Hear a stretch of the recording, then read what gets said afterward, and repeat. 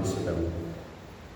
కృపగల మా పరలోకపు దేవ, ఈ ఉదయకాల సమయంలో సంఘముగా మేము మిమ్మల్ని ఆరాధించుట కొరకు నీ శిలువ రక్తంతో మమ్మల్ని కొని విమోచించి నీ ప్రజలుగా మమ్మల్ని ఇక్కడికి చేర్చినందుకు మీకు వందనములు. కొద్ది నిమిషములు ప్రభా మేము మీ వాక్యమును నేర్చుకున్నటకు సహాయం చేయండి. మా హృదయములు మీ వాక్యము చేత తడవబడుటకు, హెచ్చరించబడుటకు, ఆదరించబడుటకు, ధైర్యపరచబడుటకు కృపను అనుగ్రహించు. పరిశుద్ధాత్మ దేవుడము మాకు బోధపడముగా బోధించు. యేసు నామమున ప్రార్థన చేస్తున్నాం తండ్రి, ఆమేన్. క్రీస్తునందు దేవుని ప్రియమైన సంగమం, ఈ ఉదయకాల సమయంలో మన ధ్యానం కొరకు ఏర్పాటు చేయబడినటువంటి అంశము మట్టి పాత్రలలో నిధి, ధననిధి. మట్టి పాత్రలలో ధననిధి. చదవబడినటువంటి 3 వేద పాఠములలో ప్రాముఖ్యమైనటువంటి ట్రెజర్స్ గురించి మనము మాట్లాడడం గమనిస్తాము. పాత నిబంధన గ్రంథంలో మీకా ప్రవక్త నోటిని దేవుడు వాడుచు ఇశ్రాయేలు ప్రజలందరినీ కోర్టులోకి రమ్మని, దేవుడు వారి మీద మోపుతున్నటువంటి నేరారోపణలకు జవాబు ఇవ్వమని, దేవుడు చేసిన మేలులను మీరు ఒకసారి జ్ఞాపకం చేసుకునండి, ఇంతకన్నా దేవుడు మీకు ఏమి చేయగలడు అని ప్రజలందరినీ కూడా మీకా ప్రవక్త ద్వారా సవాలు చేయడం మనం గమనిస్తాం. 2వ పాఠంలో యేసుక్రీస్తు ప్రభుల వారు చెబుతున్నటువంటి అనేకమైనటువంటి ఉపమానాలు, దేవుని రాజ్యమును గురించినటువంటి ఉపమానం. ఒక విత్తనం భూమిలో విత్తబడింది. రైతు విత్తిన తర్వాత నిద్రపోతూ ఉన్నాడు, మేల్కొని ఉన్నాడు. కానీ విత్తనము మొక్కవలే బయటికి రావడం, వివిధ దశలుగా ఎదగడం, ఆయన కోరిన రీతిగా పంట సమకూర్చుకునేంత వరకు కూడా అది వృద్ధి చెందడం.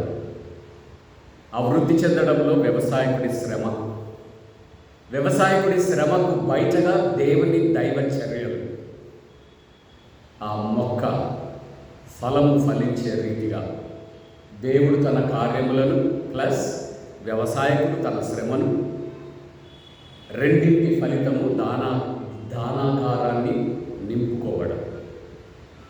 దేవుని రాజ్యము కూడా చాలా స్మాల్ బిగినింగ్, చాలా ప్రారంభ దశ, ఎవరికి కనిపించని దశ. కానీ అది విస్తరించగా దాని ఫలమును భూమిలో ఉన్న వారందరూ చూడగలరు. 3వ పాఠంలో పౌలు భక్తుడు మాట్లాడుతూ ఉన్నాడు. తన కష్టములు, శ్రమలు, అవమానములు, హింసలు, వేదనలు, ఇవన్నీ కూడా ఆయనను విమర్శించేవారు ఈ కారణాలను చూపిస్తూ నీ అపోస్తలత్వమును మేము ప్రశ్నిస్తూ ఉన్నాము. ఇన్ని శ్రమలు, ఇన్ని అవమానాలు, అనారోగ్యం, పడవలో వెళ్తుంటే శ్రమ, పాము గరవడం, ఇవన్నీ కూడా కష్టాలు. నువ్వు క్రీస్తు శిష్యుడవు కాదు అనడానికి రుజువులు అని వారంటుంటే పౌలు అంటా ఉన్నాడు, ఈ చర్యలన్నిటిలో దేవుడు మహిమ పొందుతూ ఉన్నాడు. నా బలహీనతలలో దేవుని బలము బయలుపరచబడుతూ ఉన్నది. మట్టి పాత్ర అయినటువంటి నన్ను దేవుడు తన మహిమతో నింపుచూ ఉన్నాడు. నరావతారిగా క్రీస్తు ప్రభుల వారు భూమి మీదికి వచ్చుట ద్వారా మానవ జీవితం యొక్క ప్రాశస్తతని ఆయన చూపించారు. అలాగుననే ఈ శరీర జీవితంలో నాకు ఎదురవుతున్న అవమానాలు, శ్రమలు, కష్టాలు, నిందలు, ఇవన్నీ కూడా టు గ్లోరిఫై గాడ్, దేవుణ్ణి మహిమపరచడానికి, to release God's power, divine power, నా జీవితం, నా శరీరం, నా పరిచర్యలో దైవ మహిమ శక్తి బయలుపరచబడుతూ ఉన్నది అని ఈ 3 వేద పాత్రలలో మనము మట్టి పాత్రలలో దాగిన ధననిధి అనే అంశాన్ని ధ్యానం చేయడానికి సహాయకరంగా ఉంటాయి. మీకా గ్రంథాన్ని గురించి, ప్రవక్త గురించి నేను ఇంతకుముందు కూడా ప్రసంగం చేశాను. లాక్డౌన్కి ముందు 2వ తేదీ ఫిబ్రవరి 2020. మీకు మరి గుర్తుందో లేదో, మరలా అదే పాఠం పెట్టారు. ఎనీహౌ, ఇక్కడ 8వ శతాబ్దపు ప్రవక్తలలో మీకా ప్రవక్త చివరివాడు. 8th century ప్రాఫిట్స్లో మీకా ప్రవక్త చివరివాడు. There is a shift in the prophets on their thinking, on their prophecies. ప్రవక్తలలో 8వ శతాబ్దపు ప్రవక్తల ప్రవచనాలలో ఒక మార్పు మనకు కనిపిస్తుంది. ఆ ప్రవక్తల ప్రవచనాలలో మునుపటి ప్రవక్తల ప్రవచనాలకు బద్ధవిరుద్ధమైనటువంటి బోధలు మనకు కనిపిస్తాయి. అది సోషల్ జస్టిస్, సామాజిక న్యాయం, సామాజిక నీతి. దేవుడు మానవ జీవితాలలో సామాజిక నీతిని కోరుతూ ఉన్నాడు. దేవుడు మానవ జీవితాలలో 10% ఇవ్వాలా, ధర్మశాస్త్రాన్ని చదవాలా, ఆలయానికి రావాలా, పరిశుద్ధంగా జీవించాలా. ఇన్ రిలేషన్షిప్ విత్ టెంపుల్ మాత్రమే కాదు, ఇన్ రిలేషన్షిప్ విత్ కమ్యూనిటీ. దేవుడు, ఆలయము, మానవులు, దేవుడు, ఆలయము, ఇదొక్కటే కాదు దేవుడి కన్సర్న్. దేవుని కన్సర్న్లో a new aspect shown by the 8th century prophets. That is a social justice. దేవుడు నీతి న్యాయములను, సామాజిక నీతి న్యాయములను కోరే దేవుడు. సమాజంలో మీరు జీవించుచూ ఉన్నప్పుడు how good you relate with your neighbour, నీ పొరుగు వాడితో ఎటువంటి సంబంధాన్ని, అనుబంధాన్ని నీవు కలిగి ఉంటావు. ఇది 8th century ప్రాఫిట్స్ ద్వారా దేవుడు తన సామాజిక మనస్సును వ్యక్తం చేశాడు. దేవుడు ఆర్థిక సంబంధాలను కోరుకునే దేవుడు మాత్రమే కాదు, దేవుడు మానవ జీవితములలో ఆలయం పట్ల, దేవుడి పట్ల ప్రేమ, పరిశుద్ధత కోరుకునే దేవుడు మాత్రమే కాదు, interpersonal healthy relationships with in the society, సమాజంలో మానవ జీవితాలలో నీతియుక్త సంబంధములు దేవుడు కోరుకుంటున్నటువంటి ఏ సోషల్ కన్సర్న్ మనకు కనిపిస్తుంది. ఇశ్రాయేల్ ప్రజలు వారి సామాజిక జీవితంలో 8th centuryకి వచ్చేటప్పటికి క్రొత్త వ్యాపారం వారికి పరిచయం చేయబడింది. ఇంటర్నేషనల్ బిజినెస్ వారికి పరిచయం చేయబడింది. అంతవరకు లోపల చేపలు పట్టుకుంటున్నారు, అమ్ముతున్నారు, గొర్రెలు పెంచుతూ ఉన్నారు, వాటిని అమ్ముతూ ఉన్నారు, ఆ ఆదాయంతో జీవిస్తూ ఉన్నారు. చిన్న చిన్న పంటలు పండిస్తూ ఉన్నారు, ద్రాక్ష, యవలు, గోధుమలు పండిస్తూ ఉన్నారు, వారికి అవసరాలు తీర్చుకుంటూ ఉన్నారు. కానీ 8th century వచ్చేటప్పటికి ఇంటర్నేషనల్ బిజినెస్ ప్రారంభం చేశారు. తమ చేపలని వారు తినడం మాత్రమే కాదు, వేరొక దేశానికి పంపుతూ ఉన్నారు. తాము పండించే పంట వారు తినడమే కాదు, వేరొక దేశానికి పంపుతూ ఉన్నారు. ₹1 వారికి ఖర్చు అయితే ₹100 ఆదాయం వారికి వస్తూ ఉన్నది ఈ ఇంటర్నేషనల్ బిజినెస్ వలన. వీళ్ళ జోబులలో డబ్బులు ఎక్కువైనాయి. మీరు ఒకసారి గమనించండి, మన పితరులు వాళ్ళ జీవిత స్టైల్, ఇప్పుడు మన 21st centuryలో మన జీవిత శైలి. మన పిల్లలకు ₹1,00,000 జీతం వస్తుంది ఎవ్రీ మంత్. ఎట్లా డబ్బులు ఖర్చు పెట్టాలో తెలియదు. మన పితరులకు ₹100, ₹50 నెల జీతం. అవసరాలన్నీ ఎలా తీర్చుకోవాలో వాళ్ళకు తెలియదు. ఇప్పుడున్న వారికి డబ్బులు ఎలా ఖర్చు పెట్టాలో తెలియని స్థితిలోనికి there is a gradual shift. పేదరికంలో నుండి దేవుడు మనల్ని సమృద్ధిలోనికి నడిపించాడు. అన్ని కుటుంబాలలో 2 wheelers ఉన్నాయి. అన్ని కుటుంబాలలో సంఘంలో అట్మోస్ట్ 3 కుటుంబాలకైనా 4 wheelers ఉన్నాయి. అప్పటి కాలంలో సైకిల్ ఉండడమే చాలా ధనికం. అప్పటి కాలంలో నడిచి వెళ్ళడమే ఆరోగ్యం. There is a shift. Israel సమాజంలో కూడా సమూలమైన మార్పు చోటు చేసుకోవడంతో, ప్రజల దగ్గర డబ్బులు ఎక్కువ అవ్వడంతో దేవుణ్ణి మర్చిపోయారు, అనుబంధాలను మర్చిపోయారు, ఇంటర్పర్సనల్ రిలేషన్షిప్స్ మర్చిపోయారు. వారి జీవితాలని దేవుడు ఒకసారి ప్రశ్నించుకోమని మీకా ప్రవక్త ద్వారా చెబుతా ఉన్నాడు. తిగ్లత్ పిలేసర్ 3 అనే రాజు మీకా ప్రవక్త ప్రవచించుచున్న కాలము నాటికి దమస్కును ఓడించాడు, సమరయాను ఓడించాడు, యెరూషలేమును ఓడించాడు. 732వ సంవత్సరం నుండి 701 సంవత్సరం వరకు ఒక రాజ్యం తర్వాత ఒక రాజ్యాన్ని ఆయన నాశనం చేసుకుంటూ వెళ్తున్నాడు. ప్రవక్త అంటున్నాడు, అసిరియా సామ్రాజ్య రాజు ఒక రాజ్యం తర్వాత ఒక రాజ్యాన్ని నాశనం చేయడం, ఈ రాజు చర్యల వెనుక దైవ కార్యములు ఉన్నాయి. ఈ రాజు చర్యల వెనుక దైవ కార్యములు ఉన్నాయి. మీరు అడగచ్చు నన్ను, యెహోవా దేవా, నీ ప్రజలమైనటువంటి మమ్మును పాలు తేనెలు ప్రవహించే దేశంలో ప్రవేశపెడతామన్నావు, ఆర్థిక సమృద్ధిలోనికి మమ్మల్ని నడిపిస్తానన్నావు, సారవంతమైన భూమిలోకి నడిపిస్తానన్నావు, నడిపించావు. నడిపించిన తర్వాత మళ్ళా ఎందుకు శత్రువులను మా మీదకి దాడి చేసేటట్టు చేస్తూ ఉన్నావు? ఎందుకు మళ్ళా మాకు ఈ కష్టాలు? ఎందుకు మాకు మళ్ళా ఈ నష్టాలు, నొప్పి అని దేవుని ప్రశ్నించడం మొదలు పెడితే దేవుడు అంటున్నాడు, రండి మన వాగ్వివాదం తీర్చుకుందాం. నేను మీ అందరి మీద నేరము మోపవలసి ఉన్నది. మీ అందరి మీద నేను నేరము మోపవలసి ఉన్నది. కోర్టు కేసులకు పోతే సమన్లు పంచుతారు మనకి. ఆ సమన్లలో పలాని ఆయన నీ మీద పలాని అభియోగాలు మోపాడు, ఈ కోర్టులో సమర్పించాడు, నీ వాదనలు పలాని తేదీ లోపల మాకు చెప్పు. మరలా వాది ప్రతివాది ఇద్దరు లాయర్లు పెట్టుకోవాలా, కోర్టులోకి వెళ్ళాలా, వాద ప్రతివాదనలు జరగాల. ఆయన ఆర్గ్యుమెంట్లు ఆయన చేస్తాడు, ఈయన ఆర్గ్యుమెంట్లు ఈయన చేస్తాడు, ఫైనల్గా మ్యాజిస్ట్రేట్ తీర్పు తీరుస్తాడు. దేవుడు అంటున్నాడు, వాద ప్రతివాదములు మన ఇద్దరి మధ్య జరగాలి. మీరేమో నా మీద కొన్ని నేరాలు మోపుతున్నారు, నేనేమో ఆ నేరాలకు నా దగ్గర జవాబు కలిగి ఉన్నాను. రండి వాద ప్రతివాదం తీర్చుకుంటాం. ఒకసారి look back to your past history. మీ చరిత్రలోకి మీరు చూడండి, వెనక్కి చూడండి.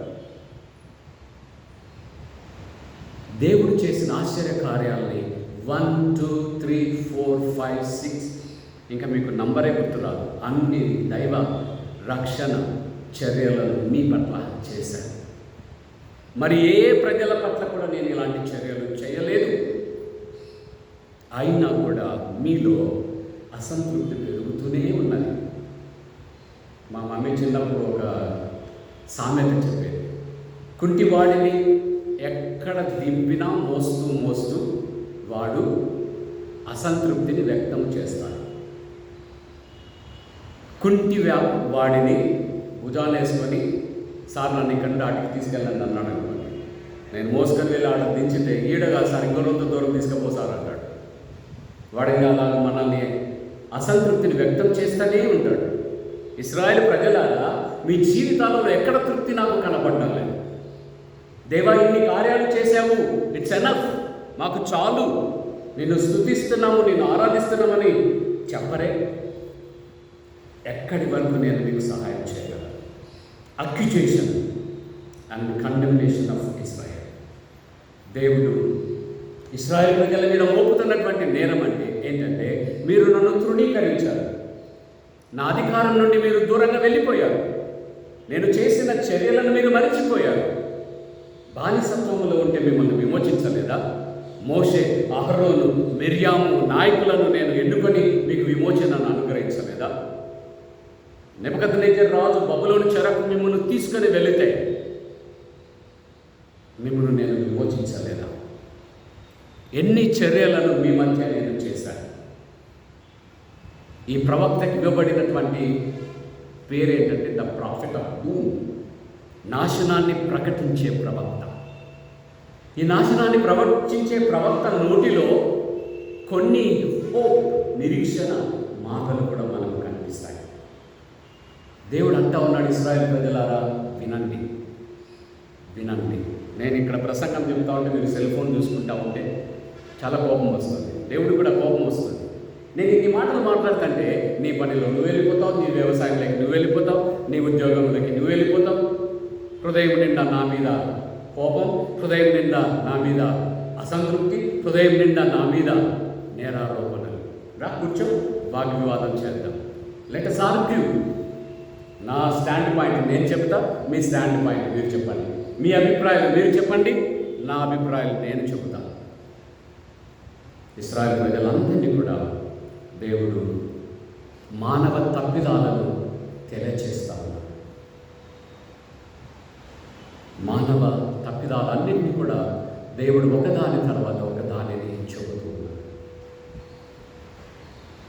ఏమి చెల్లించి నేను దేవునికి తృప్తిని కలిగించగలను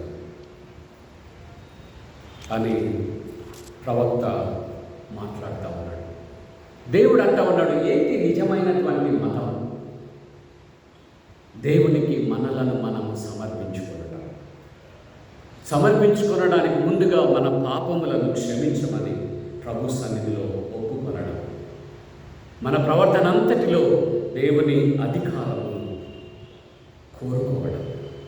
ఏమి సమర్పించి దేవుణ్ణి నేను కోపము నుండి తృప్తిపరచగలను?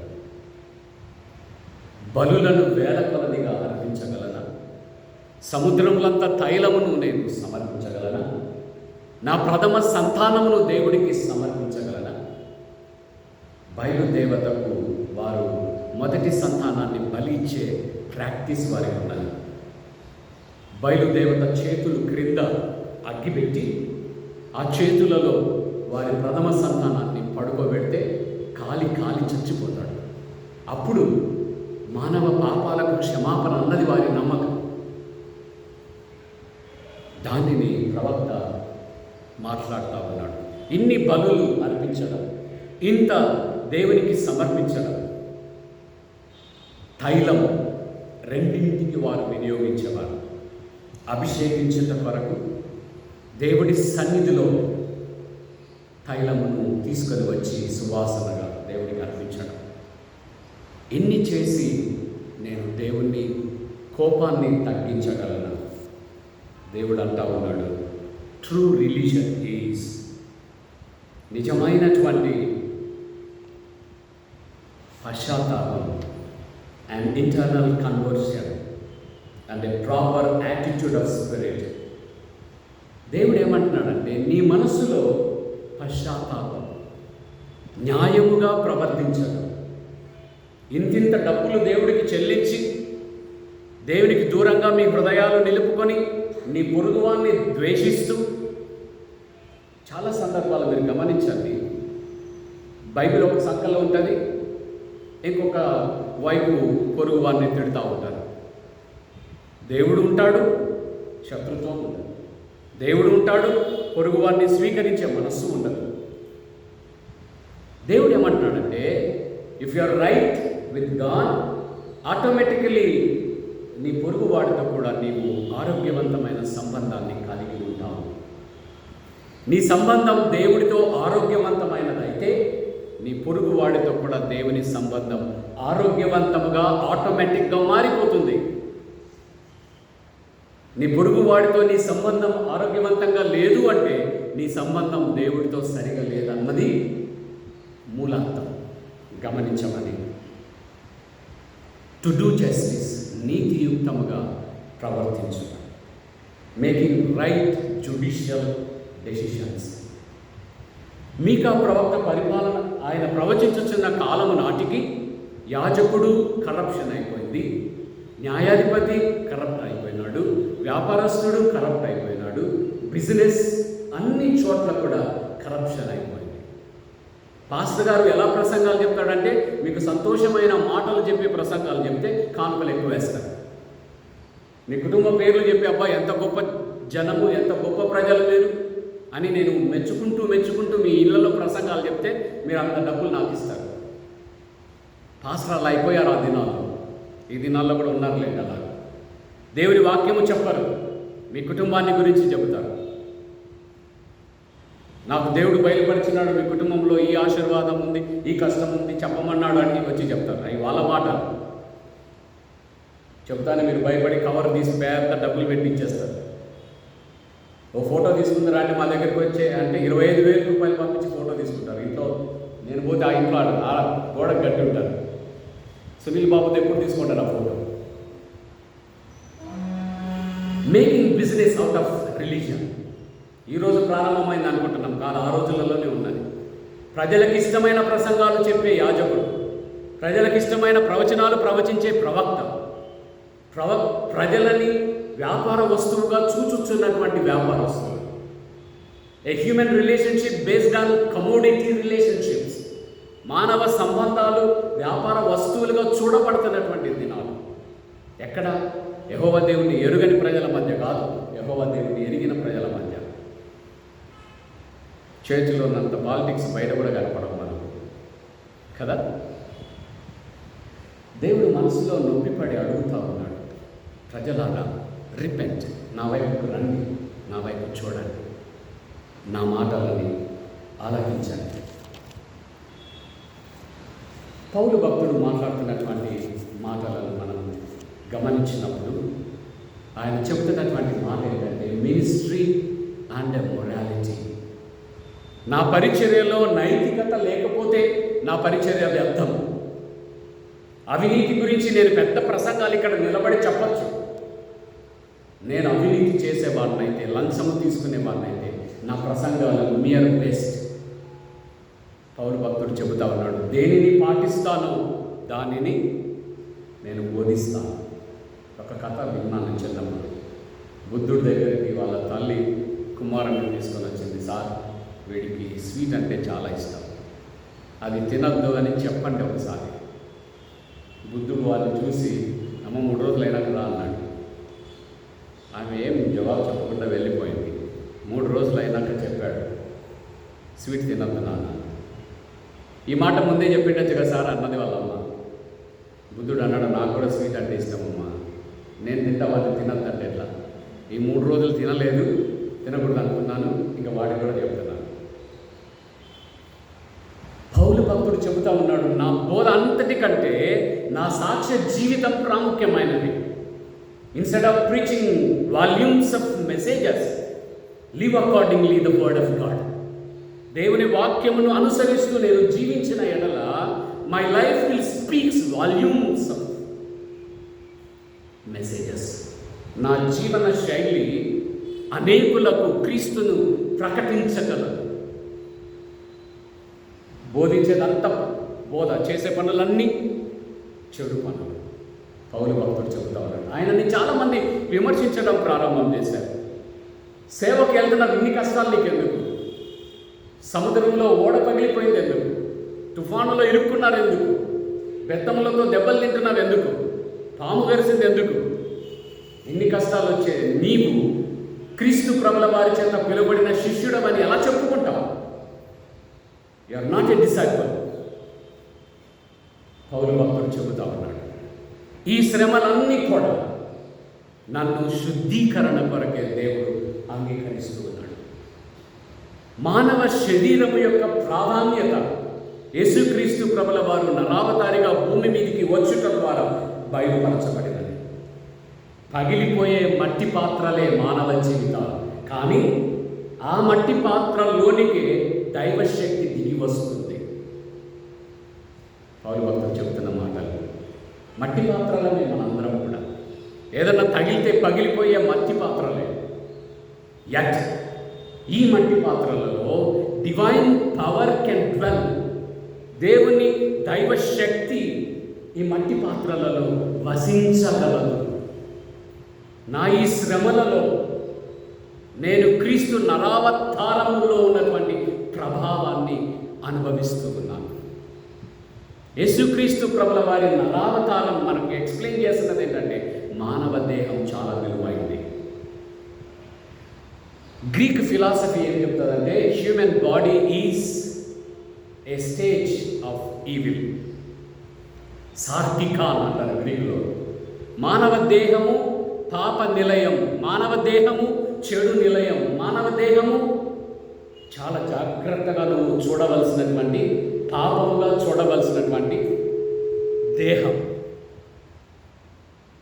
కానీ పౌలు భక్తుడు చెబుతా ఉన్నాడు, మన దేహాన్ని భయంతో చూడకండి, మన దేహాన్ని నలగగొట్టాలని చూడకండి, మన దేహాన్ని 24 గంటలు కంట్రోల్ చేసుకోవాల్సిన దేహమని చూడకండి. Develop positive attitude towards your body. నీ దేహము పట్ల యథార్థవంతమైన మంచి ఆలోచనలను డెవలప్ చేసుకో. ఎందుకంటే ఈ దేహంలోనే నరావతారిగా క్రీస్తు ప్రభుల వారు ఈ లోకంలో 33.5 సంవత్సరాలు జీవించి ఎంత పరిశుద్ధంగా ఈ దేహాన్ని వాడుకొనగలము, ఎంత దైవ చర్యలను ఈ దేహంలో చేయగలము చేసి చూపించాడు. ఈ మట్టి పాత్రలో divine power can dwell. Divine power can do miracles. అద్భుత కార్యములు, దైవ శక్తి ఈ మానవ దేహంలో చేయగలవు. శరీరంలో జీవించేవారు మరణం అనే భయంతో ఉంటారు. మరణం అనే భయం ఉండాలి మనకి. కానీ ఓ మరణమా నీ ముల్లెక్కడ, ఓ మరణమా నీ విజయం ఎక్కడ? క్రీస్తు ప్రభుల వారి పునరుత్థానం మానవ దేహానికి ఒక మంచి అర్థాన్ని తీసుకొని వచ్చింది, మంచి అర్థాన్ని బోధించింది.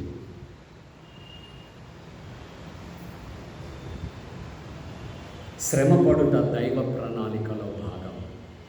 పౌలు భక్తుడు చెబుతా ఉన్నాడు, నా జీవితంలో శ్రమలున్నాయని, నేను క్రీస్తు శిష్యునిగానని, అపోస్తులుడిని కానని మీరు చెబుతున్నారు కదా. నా రక్షకుడైన క్రీస్తు ప్రభుల వారు కూడా శరీరంలో శ్రమ పొందాడు.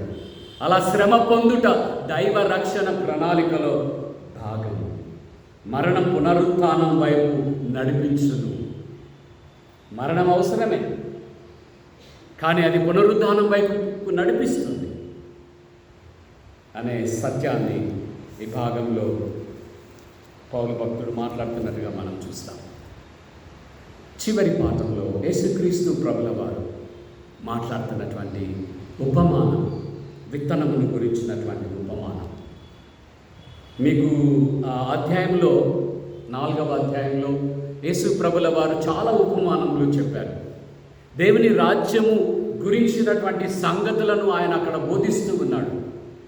యేసు ప్రభుల వారు చెబుతున్నారు, దేవుని రాజ్య ప్రారంభం భూమిలో విత్తబడుతున్న విత్తనమును పోలి ఉన్నది. భూమిలో ఒక విత్తనం విత్తబడుతున్నప్పుడు రైతుకు తప్ప, అక్కడ పనిచేస్తున్న వారికి తప్ప ఎవరికి కనిపించదు. అది unknown beginning, a small beginning. కానీ అది మొక్కగా మొలిచిన తర్వాత ఆ వెన్నులు రావడం, అందులో గింజ రావడం, అది బలము పొందడం. రైతు దగ్గరికి మీరు వెళ్ళండి, వరి నాట్లు నాటిన తర్వాత 2.5 నెల అయిన తర్వాత ఆయన ఏమంటాడంటే, సార్ వెన్ను పోయింది సార్ అన్నాడు. అంటే అందులో గింజలు రావడం ప్రారంభమైంది అని. ఆ గింజను మీరు వెన్ను వచ్చినప్పుడు ఒకసారి తీసి చూడండి, అందులో ఒక చుక్క పాలు చుక్క ఉంటుంది, ఒక చుక్క. నేను చూసాను ఇవన్నీ కూడా. ఆ పాలు గింజకు మారుతుంది. There is a lot of process. వ్యవసాయకుడు విత్తిన విత్తనం నుండి అది పంటగా మారేంత వరకు లాట్ ఆఫ్ ప్రాసెస్, చాలా ప్రాసెస్ ఉంది. అక్కడ intervention of the farmer, intervention of the divine రెండు అవసరం. వ్యవసాయకుడు రాత్రింపగళ్ళు అక్కడే పడుకుంటాడు. మా దగ్గర ఉన్న రైతులు చెప్తారు, పంట వేసిన తర్వాత 3 నెలలు మేము నిద్రపోకుండా కావలి కాసుకుంటాము. రాత్రి ఒకరు మేలుకుంటారు, పగలు ఒకరు మేలుకుంటారు, పంట దగ్గర వాళ్ళు ఉంటారు. ఇవంతా రైతు మేలుకొని ఉన్నా కూడా ఏదైనా తెగులు రైతు ఆపలేడు, పురుగు పట్టడం రైతు ఆపలేడు. Divine intervention is necessary. God's hidden and gradual action దేవుని రాజ్యంలో మనం చూస్తాము. ఎలాగైతే వ్యవసాయకుడు తన విత్తనాన్ని భూమిలో వేసి పంట పండేంత వరకు దాని వెంట ఉండి భద్రపరిచి కాపాడుకుంటాడో, దేవుని రాజ్యాన్ని ప్రారంభించినటువంటి దేవుడు ఈ భూమిలో దేవుని రాజ్యము విత్తనము వలె ఆల్రెడీ సోన్, విత్తబడింది. ఆ విత్తబడినటువంటి విత్తనం ఎవరికీ కనిపించదు, కానీ దాని ఫలము అందరినీ కూడా ఆశ్చర్యానికి గురి చేస్తుంది. విత్తనం ఆల్రెడీ విత్తబడినట్లే దేవుని రాజ్యం ప్రారంభించబడినది. దేవుని రాజ్యము అభివృద్ధి వైపు నడుస్తూ ఉన్నది. చిన్న రావి గింజ, అది ఎవరికి కనిపించదు, కానీ అది చెట్టు అయిన తర్వాత ప్రజలందరికీ కనిపిస్తుంది. పక్షులన్నీ దాని పైన గూడు కట్టుకుంటాయి. మనుషులు చాలామంది అక్కడ నీడలో విశ్రమిస్తారు. దేవుని రాజ్యం కూడా అలాంటిది. ఎక్కడో ఒక మూల ప్రారంభమైనటువంటి దేవుని రాజ్యం ప్రపంచమంతా కూడా విస్తరిస్తుంది. ప్రపంచంలో ఉన్న ప్రజలందరూ కూడా ఈ దేవుని రాజ్యంలో సంతృప్తిని, సమాధానాన్ని, ఆనందాన్ని, దేవుని సన్నిధిని, దైవ ప్రత్యక్షతలను, దేవుని ఆత్మ బలములను అనుభవించడం ప్రారంభం చేస్తాం. దేవుని ప్రియమైనటువంటి వారులారా, మన జీవితాల్లో చాలాసార్లు మన గురించి మనం తక్కువగా ఆలోచిస్తూ ఉంటాము. మనలను మనం తక్కువ అంచనా వేస్తాము. మనలను మనము మట్టి పాత్రలుగా హీనంగా చూసుకుంటాము. దేవుడు అంటా ఉన్నాడు, every individual is very important. Every individual is endowed with God's image and likeness. మనం ప్రతి ఒక్కరము కూడా దేవుని స్వరూపములో, స్వభావంలో ఉన్నాము. ఈ మానవ శరీరం, మానవ జీవితం అప్రధానమైనదిగా భావించవద్దు. చాలా ప్రధానమైనటువంటిది, చాలా ప్రాముఖ్యమైనటువంటిది. ఈ మానవ దేహంలో, ఈ మట్టి పాత్రలో దేవుని ఆశ్చర్య కార్యములు ఆయన మన ద్వారా జరిగించగలడు. దేవుడి మాటలు మన వినికిడిలో దీవించును గాక. ప్రార్థన చేస్తాం.